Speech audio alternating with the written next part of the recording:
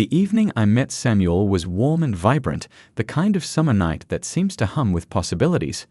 I had almost skipped the dinner party, preferring a quiet night with a book, but something pulled me out of my comfort zone. I arrived fashionably late, the hum of laughter and conversation spilling out onto the street as I walked up the steps to my friend's brownstone. Inside, the party was in full swing. Soft jazz played in the background, mixing with the clink of glasses and the murmur of voices. I made my way through the crowd, exchanging pleasantries with acquaintances, until I found a quiet corner near the open kitchen. That's when I saw him. Samuel stood by the kitchen island, looking effortlessly handsome in a casual blazer and jeans. He was deep in conversation with the host, his face animated and warm. There was an aura about him, a quiet confidence that drew me in. "Madeline, you made it." Our host, Julia, exclaimed as she spotted me. She gave me a quick hug and then turned to Samuel. "Samuel, this is Madeline, one of my oldest friends. Maddie, this is Samuel." "Nice to meet you, Madeline," Samuel said, extending his hand with a smile that reached his eyes. His voice was smooth and calm, immediately putting me at ease. "Nice to meet you too, Samuel," I replied, shaking his hand. His grip was firm but gentle, and I felt a strange sense of familiarity in his touch. Julia excused herself to attend to other guests, leaving Samuel and me standing in a bubble of awkward silence. "So, how do you know Julia?" Samuel asked, breaking the ice. "We went to college together," I replied. "We've been friends ever since. How about you?" "We met through work.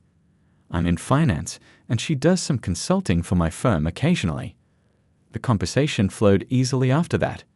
We talked about our jobs, our hobbies, and our favorite places in the city. Samuel was easy to talk to, with a dry wit and a keen interest in what I had to say. As the evening progressed, we found ourselves moving closer, drawn together by an invisible thread. "So, Madeline," Samuel said, his eyes twinkling, "what's your passion? What gets you out of bed in the morning?" I smiled, thinking about my apartment and the plot of land I had bought a few years ago. "I suppose you could say I'm passionate about building things. I love creating spaces that feel like home, places where people can truly be themselves." "That's amazing," he said, genuinely impressed. "I'm more of a numbers guy myself, but I can appreciate the art of creating a home. Have you ever considered flipping houses?" "Thought about it, but I prefer working on my own projects at my own pace," I replied. There's something deeply satisfying about seeing a vision come to life. We continued talking long into the night, losing track of time as the party ebbed and flowed around us. By the end of the evening, I felt as if I had known Samuel for years. "Can I walk you home?" he asked as we stood by the door, the night air cooling our flushed faces. "Sure," I said, feeling a flutter of excitement. As we walked, the conversation continued, comfortable and easy. When we reached my apartment, I hesitated, not wanting the night to end. "Thank you for a wonderful evening, Madeline," Samuel said, his voice sincere. "Thank you, Samuel.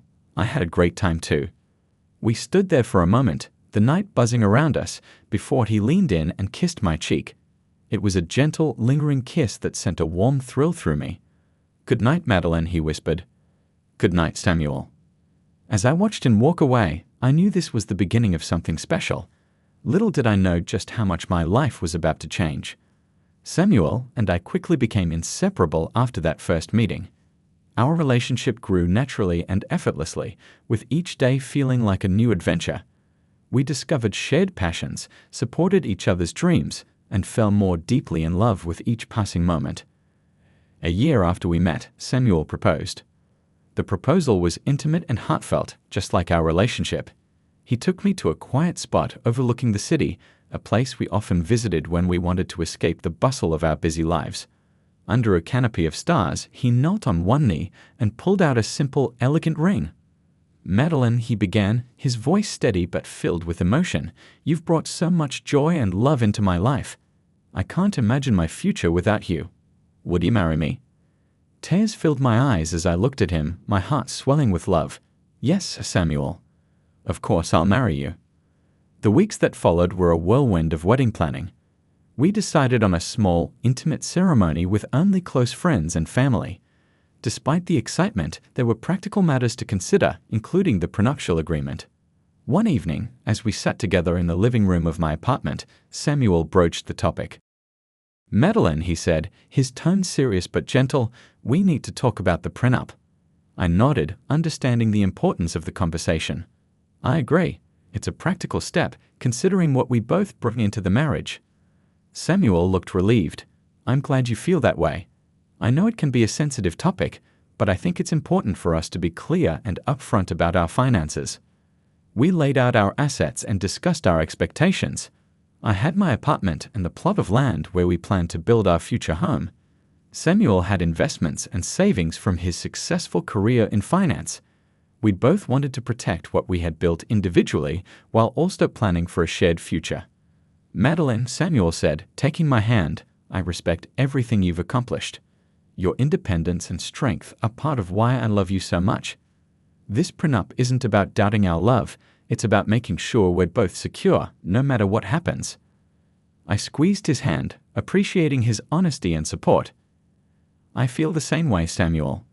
This is just another step in our journey together, and I'm glad we're doing it openly and honestly." Our lawyers worked out the details, ensuring that both of us were protected and that our future together was secure. The process, while sometimes tedious, brought us even closer. We were building not just a life together, but a foundation of trust and mutual respect. The wedding day arrived, a sunny spring morning filled with promise. We exchanged vows in a small garden, surrounded by blooming flowers and the people we loved most. As I looked into Samuel's eyes, I felt a profound sense of peace and happiness. We were embarking on a new chapter, one that we had carefully and lovingly prepared for. During the reception, Samuel's mother, Lydia, approached me. Her demeanor was, as always, cool and reserved, but I hoped our wedding might be a turning point in our relationship. "Madeline," Lydia said, her voice as polished as ever, "I wanted to congratulate you. The ceremony was lovely." "Thank you, Lydia," I replied, offering a warm smile. "I'm glad you could be here to share this day with us." She nodded, her expression unreadable. "I hope you'll be very happy together." As she walked away, I felt a pang of sadness. Despite my efforts, our relationship remained distant. Still, I was determined to keep trying, to bridge the gap that seemed to persist between us. After the wedding, we turned our attention to building our new home. The plot of land I owned became a canvas for our shared dreams. Weekends were spent poring over blueprints, selecting materials, and watching as the structure slowly took shape. It was hard work, but it was also deeply rewarding. One afternoon, as we stood on the construction site, Samuel wrapped his arm around my shoulders. "Can you believe it, Madeline? We're building our dream home." I leaned into him, feeling the warmth of his embrace. "It's incredible, Samuel. I can't wait to start our life here." He kissed the top of my head. "Me neither. This is just the beginning for us." Our life was unfolding exactly as we had hoped, filled with love, respect, and the excitement of new beginnings. Despite the challenges that lay ahead, we were ready to face them together, confident in the strength of our bond. The land I had purchased a few years before meeting Samuel was a sprawling piece of countryside just outside the city limits. It was a serene plot, surrounded by trees and open fields, the perfect place to build our dream home. Samuel and I dove into the project with enthusiasm, eager to create a space that would be uniquely ours. Our weekends were consumed with site visits, meetings with architects, and countless decisions about design and materials. It was exhilarating and exhausting in equal measure, but the shared goal kept us motivated and bonded. One sunny Saturday, we met with our architect Laura to finalize the blueprints. We stood on the site, the morning sun casting long shadows across the open ground. "Laura, I think we're ready to finalize the kitchen layout," I said, spreading out the blueprints on the hood of Samuel's car. "Great," Laura replied, adjusting her glasses and leaning over the plans. "You've decided on the open floor plan with the island, correct?" Samuel nodded. "Yes, we want it to be a space where we can entertain and cook together. It's going to be the heart of the home." Laura smiled. "I think that's a wonderful idea. Let's make sure everything is exactly where you want it." As we walked through the blueprints, discussing each room in detail, I felt a surge of excitement. This was real. Our home was taking shape, one decision at a time. After Laura left, Samuel and I lingered on the site, imagining our future life in the home we were creating. "Can you picture it, Maddie?" Samuel asked, his arm around my shoulders. "The kitchen right here, where we can cook dinner together. The living room over there, filled with light from those big windows, and our bedroom upstairs, looking out over the trees." I leaned into him, closing my eyes to better visualize it. "I can see it. I can see us here, living our lives, building our future. It's going to be beautiful." As construction began, the site buzzed with activity. We visited regularly, watching the foundation being poured, the walls going up, and the roof taking shape. It was thrilling to see our dreams materialize from the ground up. One afternoon, while Samuel was at work, I decided to visit the site alone. I wandered through the skeletal frame of what would soon be our home, imagining each room filled with our furniture, our laughter, and our love. As I stood in what would be our living room, Lydia arrived unexpectedly. "Hello, Madeline," she said, her tone polite but cool. "Lydia, I didn't expect to see you here," I replied, trying to hide my surprise. "I thought I'd come and see how things were progressing," she said, looking around with a critical eye. "Samuel mentioned you're quite involved in the construction." "Yes, we both are," I said, bristling slightly at her insinuation. "It's important to us that this house reflects both of our visions." Lydia nodded, her expression unreadable. "I see. Well, I hope it turns out the way you want it." I forced a smile. "Thank you, Lydia. We're doing our best to make it perfect." As she walked through the site, commenting on various aspects of the construction, I couldn't shake the feeling that she was judging every decision we had made. Despite my efforts to engage her, to involve her in our excitement, her demeanor remained distant. Months later, the house was finally complete. We moved in on a crisp autumn day, the air filled with the scent of fallen leaves and fresh paint. It was everything we had dreamed of, spacious, light-filled, and brimming with potential. That first night, as we sat on the porch with a bottle of champagne, I felt a profound sense of accomplishment. "Can you believe it, Samuel?" I said, clinking my glass against his. "We did it. We built our dream home." He smiled, his eyes shining with pride. "We did. And it's perfect, Maddie. Just like I knew it would be." We sat in comfortable silence for a while, watching the sun set over the trees. Our new home was a testament to our hard work and our love, a place where we could build our future together. As we settled into our new home, we fell into a comfortable routine. Weekdays were busy with work and everyday tasks, but weekends were our time to enjoy the fruits of our labor. We'd hosted dinner parties, invited friends for barbecues, and spent lazy Sundays reading on the porch. One evening, as we were unpacking the last of our boxes, Samuel looked up from a photo album he had been browsing. "Maddie, come look at this," he said, holding up a picture of us from our first vacation together. "Remember this? Our trip to the mountains." I smiled, taking the photo from him. "Of course I do. That was one of the best trips we've ever had. We should frame this." He nodded, a soft smile playing on his lips. "We should. It's a good reminder of how far we've come." As we continued unpacking, I felt a deep sense of contentment. Our house was more than just a building. It was a home, filled with our memories, our hopes, and our love. Despite the challenges we had faced, we had created something beautiful together. Our new home was everything we had dreamed it would be, but life, as it often does, had more surprises in store for us. As we navigated the joys and challenges of our new life, we would be tested in ways we could never have anticipated. But for now, in our newly built dream house, we were happy, ready to face whatever the future held together. Life in our new home was settling into a pleasant rhythm when the news of a novel virus began to surface. At first, it seemed distant, something happening on the other side of the world. But as the days turned into weeks, the reality of the pandemic hit closer to home. Cases were rising, restrictions were tightening, and a sense of unease began to permeate our lives. Samuel and I adapted to the new normal as best we could. We worked from home, set up a small gym in the basement, and tried to maintain a sense of normalcy. But as the pandemic dragged on, it became clear that this was not a temporary disruption. One evening, after a particularly stressful day of virtual meetings, Samuel and I were sitting on the porch, sipping tea and watching the sunset. The air was heavy with the scent of blooming flowers, a stark contrast to the anxiety we both felt. "Madeline, we need to talk," Samuel said, breaking the comfortable silence. I turned to him, sensing the seriousness in his tone. "What is it, Samuel?" "It's my parents. They're struggling with the isolation, and the heat in their apartment is unbearable. I think they should come stay with us for a while."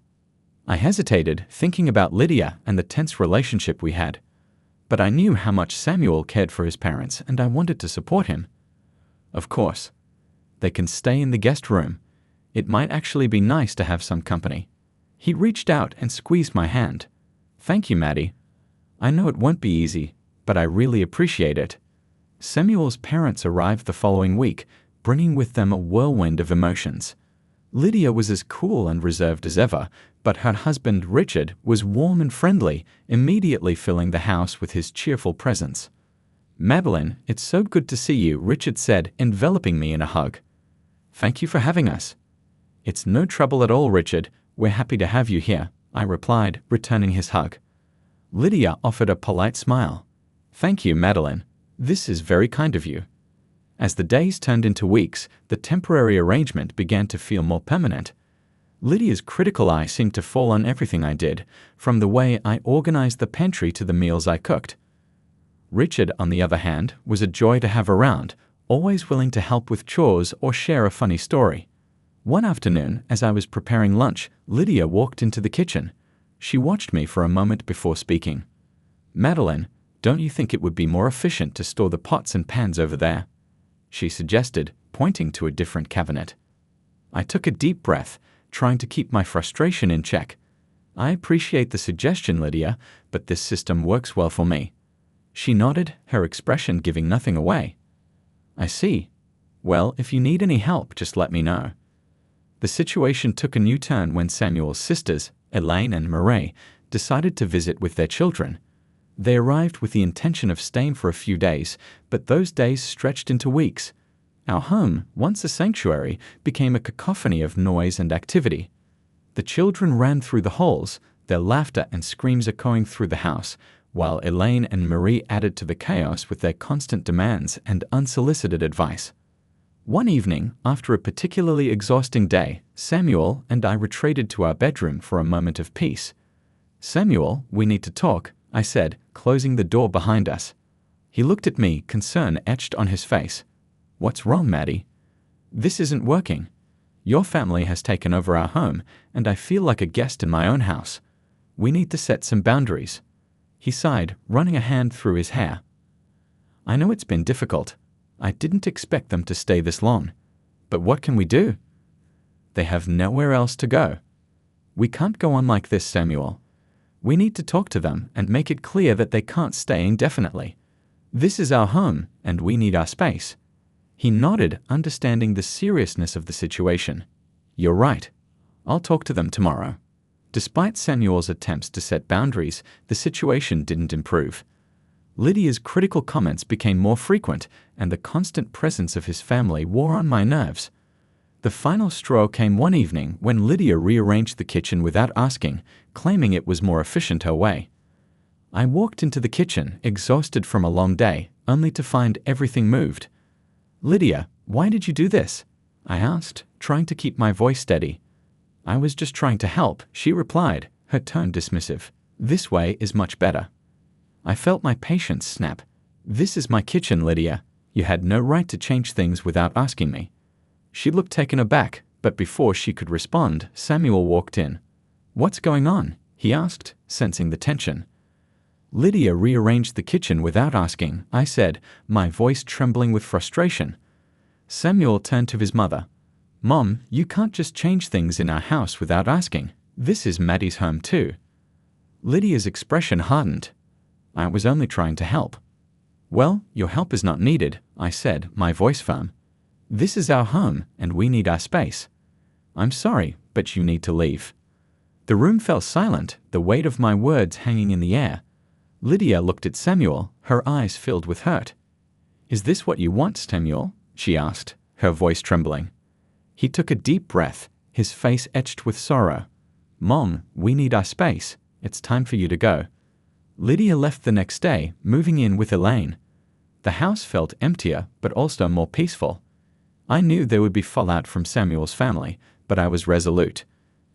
Our home was our sanctuary, and I couldn't allow anyone to disrupt that, no matter how difficult the decision. Samuel and I spent the following days talking late into the night, reaffirming our commitment to each other and to our home. It was a painful but necessary step, and in the end, it made us stronger. As we sat on the porch one evening, watching the sunset, Samuel took my hand. "I'm sorry things got so out of hand," he said, his voice filled with regret. "It's not your fault, Samuel. We both did what we thought was best. And now we can start to rebuild." He squeezed my hand, a small smile playing on his lips. "Yes, we can. Together." And so, we began the process of healing and moving forward, stronger and more united than ever before. Our home, once again, became a place of love and peace, a testament to our resilience and our commitment to each other. Life had just begun to settle back into a semblance of normalcy after Lydia moved in with Elaine. Samuel and I had reclaimed our home and were enjoying the quiet routines we had missed. However, that peace was short-lived. It started innocently enough. Samuel's sisters, Elaine and Murray, called to say they were planning to visit for a weekend with their children. They wanted to spend time with their parents and thought it would be a good opportunity for the cousins to bond. Samuel, ever the family man, agreed without hesitation. "They'll only be here for a couple of days, Maddie," he assured me one evening as we prepared dinner. "It'll be nice to see everyone, and the kids can play together." I nodded, trying to push aside my reservations. "Okay, Samuel, but let's make sure it's just the weekend. We need our space too." The weekend came, and with it, a whirlwind of activity. Elaine and Marie arrived with their children in tow, their laughter and chatter filling the house. For the first few hours, it was pleasant. The children played in the yard, and the adults caught up in the living room. However, as the evening progressed, the house began to feel crowded. "Maddie, do you have more blankets?" Elaine asked as she tucked her children into the makeshift beds we had set up in the living room. "I think so. Let me check," I replied, heading to the linen closet. As I searched for the extra blankets, I couldn't help but feel a sense of unease. This visit was already feeling more intrusive than I had anticipated. The weekend stretched into the week, and then another. Elaine and Marie showed no signs of leaving. Their children treated our home as their playground, leaving toys scattered everywhere and their laughter echoing through the halls at all hours. One morning, I woke to the sound of loud music and children running up and down the stairs. I walked into the kitchen to find Marie making breakfast, pots and pans strewn across the counters. "Good morning, Maddie," she said cheerfully. "Hope you don't mind. I thought I'd make pancakes for everyone." I forced a smile. "Good morning, Marie. That's fine. Just, please try to keep things a bit more organized." "Sure thing," she replied, not really listening as she continued cooking. Later that day, as I was cleaning up the mess from breakfast, Samuel came home from a meeting. He took one look at my face and knew something was wrong. "Maddie, what's going on?" he asked, concern evident in his voice. "Samuel, this can't continue," I said, trying to keep my frustration in check. "Your sisters have turned our home into a daycare. We need our space back." He sighed, rubbing his temples. "I know, Maddie. I didn't expect them to stay this long. I'll talk to them tonight." That evening after dinner, Samuel gathered his sisters in the living room. I stayed in the kitchen, pretending to clean up but listening intently to the conversation. "Elaine, Marie, we need to talk," Samuel began, his voice calm but firm. "This visit was supposed to be for the weekend, but it's been over a week now. Maddie and I need our home back." Elaine looked surprised. "Samuel, we just thought we'd stay a bit longer. The kids are having such a good time, and it's nice to be with family." "I understand that, but you need to respect our space," Samuel said. "Maddie and I need our home to ourselves. You have to find somewhere else to stay." Marie looked offended. "Are you kicking us out, Samuel? We're family." "Yes, you're family, and we love you, but this isn't sustainable," he replied. "Please find another arrangement by the end of the week." Elaine and Marie were not happy with Samuel's decision, and the atmosphere in the house grew tense. They made passive-aggressive comments and gave me cold looks, clearly blaming me for their eviction. I tried to avoid confrontation, but it was impossible to escape the tension. One afternoon, as I was folding laundry, Marie walked into the room. "Madeline, can we talk?" she asked, her tone icy. "Sure, Marie. What's on your mind? I replied, bracing myself. I don't understand why you're so eager to get rid of us. We're family. Isn't that supposed to mean something? I took a deep breath, choosing my words carefully. Marie, of course, family means something, but Samuel and I also need our own space. This is our home, and it's important for us to have a balance. We've been more than accommodating, but it's time for things to go back to normal. She shook her head, clearly unconvinced. Fine, we'll leave, but don't expect us to forget this. By the end of the week, Elaine and Mary packed up their things and left, taking their children with them. The house felt empty and quiet in their absence, but it was a welcome change. Samuel and I finally had our home to ourselves again. One evening, as we sat on the porch, Samuel turned to me. "I'm sorry, Maddie. I didn't realize how much this was affecting you," he said, his voice filled with regret. "It's okay, Samuel. I'm just glad we can finally have some peace," I replied, leaning into him. "I know family is important, but we have to take care of ourselves too." He nodded, wrapping his arm around me. "You're right. And from now on, we'll make sure to set clear boundaries." As the sun set, casting a warm glow over our home, I felt a sense of relief. We had navigated a difficult situation and come out stronger on the other side. Our home was once again a sanctuary, a place where we could find peace and solace amidst the chaos of the world. Life slowly returned to normal after Samuel's sisters and their children left. The tranquility was welcome, and for a while, it seemed like we had weathered the storm. However, the scars of the past month's invasions lingered, and tensions simmered beneath the surface, waiting for a spark to ignite them. The pandemic continued to take its toll. Samuel and I were both working from home, sharing the same space day in and day out. The monotony, combined with the lingering tension from his family's extended stay, began to wear on us. Minor irritations that we would have brushed off before now felt amplified. One evening, after a particularly grueling day of back-to-back virtual meetings, I found Samuel in the kitchen, his shoulders tense and his face drawn. "Hey, how was your day?" I asked, trying to sound upbeat. He sighed, not looking up from his phone. "Exhausting. I can't seem to catch a break." I walked over and placed a hand on his arm. "I know the feeling. Why don't we order in tonight? Take a break from cooking." He nodded, still staring at his phone. "Yeah, that sounds good." We ordered dinner and ate in silence, the TV playing softly in the background. The usual warmth between us felt distant, replaced by a heavy, uncomfortable silence. Just as we were beginning to find our footing again, the unexpected happened. Lydia called, her voice tinged with anxiety. "Madeline, Samuel, I need to come over.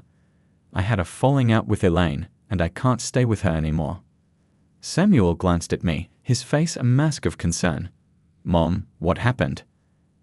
"I'd rather not discuss it over the phone. Can I come stay with you for a while?" I felt my stomach drop. Another disruption was the last thing we needed. But before I could voice my concerns, Samuel agreed. "Of course, Mom. Come over. We'll figure things out." Lydia arrived later that evening, her face pale and drawn. It was clear she had been through a lot, and despite my reservations, I felt a pang of sympathy for her. "Thank you for letting me stay," she said quietly as she set her bags down in the guest room. "You're welcome, Lydia," I replied, trying to keep my tone neutral. "I hope everything is okay." She gave me a strained smile. "It will be. I just need some time." The days that followed were tense. Lydia's presence brought back all the old tensions and added new layers of stress. Her critical eye was ever present, and despite my efforts to accommodate her, nothing seemed to please her. One afternoon, as I was working in the study, Lydia walked in without knocking. "Madeline, do you have a moment?" she asked, her tone implying it wasn't really a question. I looked up from my computer, trying to hide my irritation. "Sure, Lydia. What is it?" "I noticed the garden is looking a bit neglected. Perhaps you could spend some time tidying it up." I took a deep breath, reminding myself to stay calm. "I've been busy with work, but I'll get to it this weekend." She pursed her lips. "It just seems like you're letting things slide. This house is important, you know." I nodded, forcing a smile. "I understand, Lydia. I'll take care of it." The final straw came one evening when Samuel and I were in the living room, trying to unwind. Lydia had been particularly critical that day, and I could feel the tension in my shoulders. "Madeline, could you come here for a moment?" Lydia called from the kitchen. I exchanged a weary glance with Samuel. "I'll be right back." I walked into the kitchen to find Lydia holding a stack of dishes. "These weren't washed properly," she said, her tone accusatory. "I think you need to redo them." I stared at her, feeling the last threads of my patience snap. "Lydia, I've had enough." She looked taken aback. "Excuse me. You've been here for weeks, and nothing I do is ever good enough for you. I'm tired of the constant criticism and the feeling that I can't do anything right in my own home." Her eyes narrowed. "I see. So this is how you repay my hospitality and support."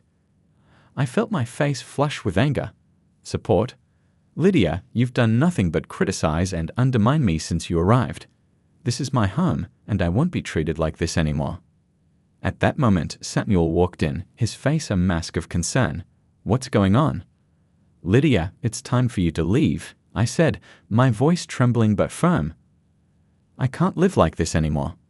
Samuel looked between us, clearly torn. "Madeline, can't we talk about this?" "No, Samuel," I said, shaking my head. "I've tried to be patient and accommodating, but I have my limits. I need to feel comfortable in my own home." Lydia's expression hardened. "I see how it is. I'll pack my things." Lydia left the next day, moving in with a friend until she could sort things out with Elaine. The house was quiet once more, but the tension between Samuel and me remained. That evening, we sat on the porch, the silence heavy between us.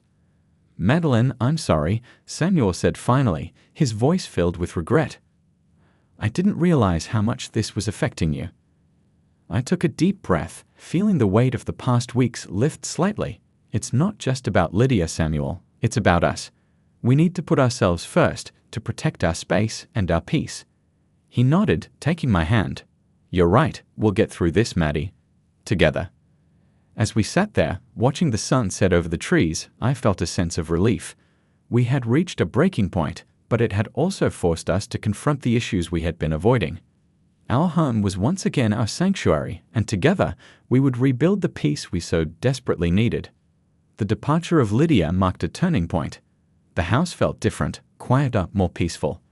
But the emotional toll of the past months had left its mark, and Samuel and I knew we had to make a conscious effort to rebuild our relationship and set firm boundaries to protect our sanctuary. The first few days after Lydia left were strange. The house, which had felt so full and chaotic, now seemed almost too quiet. Samuel and I took advantage of the tranquility to reconnect. We spent our evenings cooking together, going for walks, and talking about everything and nothing. One evening, as we sat on the porch watching the sunset, Samuel turned to me, a serious expression on his face. "Madeline, I've been thinking. We need to set some ground rules for ourselves and for our families. We can't go through this again." I nodded, grateful that he was on the same page. "I agree. We need to protect our space and our peace. This is our home, and we have to make sure it stays that way." We sat down together and made a list of boundaries.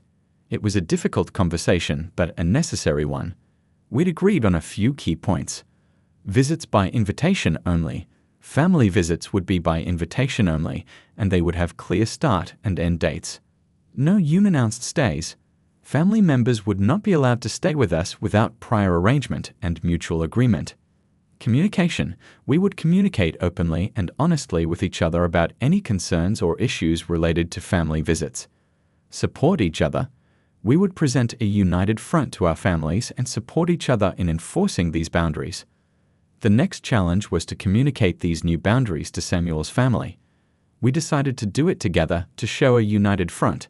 Samuel called a family meeting via video chat, and we gathered in the living room, side by side. "Thank you all for joining," Samuel began, his voice steady but firm. "Madeline and I have some things we need to discuss with you." Elaine, Moroni, and Lydia appeared on the screen, their faces curious and slightly apprehensive. "What's going on, Samuel?" Elaine asked. "We need to talk about boundaries," Samuel continued. "The past few months have been difficult for us, and we realize that we need to set some rules to protect our home and our relationship." I took a deep breath and spoke up. "We love you all, and we want to continue having a good relationship with you. but we need to make sure that our home remains a sanctuary for us. So, from now on, visits will need to be by invitation only, and they will have clear start and end dates. Lydia's face tightened. Are you saying we can't come visit unless you say so? Samuel nodded. Yes, Mom. It's not about shutting you out. It's about making sure that we have the space and peace we need. We can't go through what we did before. Marie looked upset. But what if we need a place to stay? Where are we supposed to go? We're not saying you can't ever stay with us, I said gently. We're saying that it needs to be planned and agreed upon. We need to know in advance and make sure it works for everyone. The conversation was difficult, and there were moments of tension and hurt feelings. But Samuel and I stood firm. We knew that this was necessary for our well-being and the health of our relationship. After the call ended, Samuel turned to me, a weary but relieved expression on his face. That was tough, but it needed to be done. I nodded, squeezing his hand. Yes, it did, and I think they understood. It will take time, but we have to stick to our boundaries. In the weeks that followed, we felt the positive effects of our new boundaries. Our home remained peaceful, and Samuel and I grew closer. We learned to communicate better and to support each other more fully. One afternoon, as we were working in the garden together, Samuel looked up from the flower bed. He was tending and smiled at me. You know, Maddie, I think we're stronger now than we've ever been. I smiled back, feeling a deep sense of contentment. I think so too, Samuel. We've been through a lot, but we've come out the other side stronger and more united. As we worked side by side, I felt a renewed sense of hope and confidence. We had faced our challenges head-on and had emerged with a stronger relationship and a clearer sense of what we needed to be happy. That evening, we sat on the porch once more, watching the sunset paint the sky in shades of pink and orange. The future felt bright, full of promise and possibilities. Here's to us, Samuel said, raising his glass. To us, I echoed, clinking my glass against his. In that moment, I knew that no matter what challenges lay ahead, we would face them together with strength, love, and a firm commitment to protecting our sanctuary. Our home was our refuge, and together, we would ensure it remained a place of peace and happiness for years to come.